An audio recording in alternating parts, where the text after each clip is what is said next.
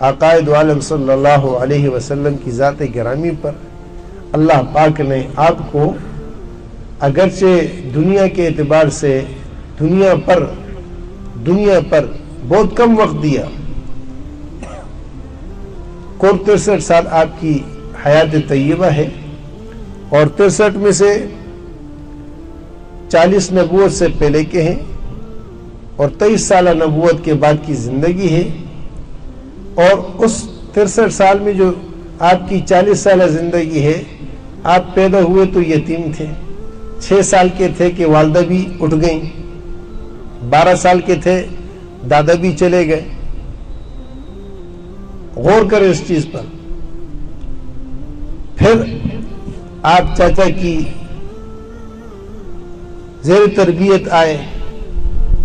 اور پھر آپ نے ایک عرصہ گزارا، 25 سال میں آپ کی شادی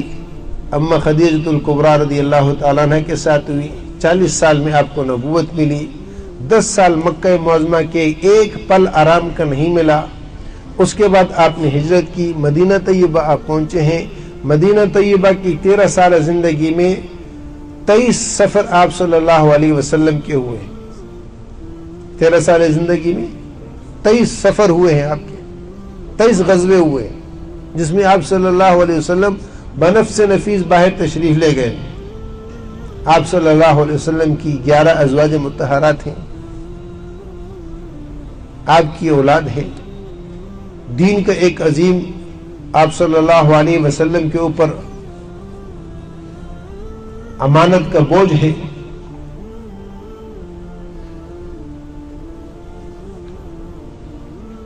اور اللہ پاک ساتھ میں یہ فرماتے ہیں إِن لَمْ تَفْعَلْ فَمَا بَلَّغْتَ رِسَالَتَهُ، اگر آپ نے ایسا نہیں کیا تو آپ نے اپنی نبوت اور رسالت کو صحیح معنوں میں نہیں پہنچایا۔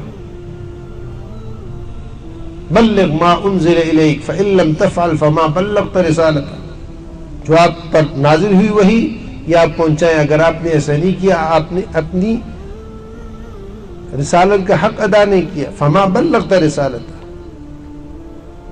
ان ساری کوششوں کاوشوں کو آپ دیکھتے چلے جائیں تو حجۃ الوداع کے موقع پر عرفات کے میدان میں آپ صلی اللہ علیہ وسلم 1.25 لاکھ صحابہ کو کھڑا کر کے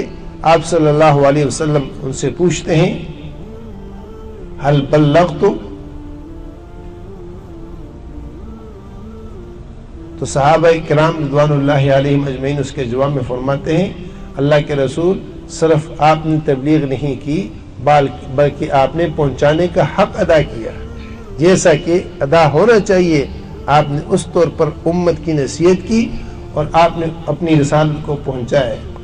آپ نے فرمایا کہ پھر تم گواہ رہو،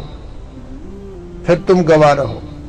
اور پھر تم گواہ رہو۔ اس کے بعد آپ نے انگلی آسمان کی طرف اٹھا کر ارشاد فرمایا اللہم اشہد اللہم اشہد، اے اللہ تو بھی ان پر گواہ رہے، اے اللہ تو بھی ان پر گواہ رہے۔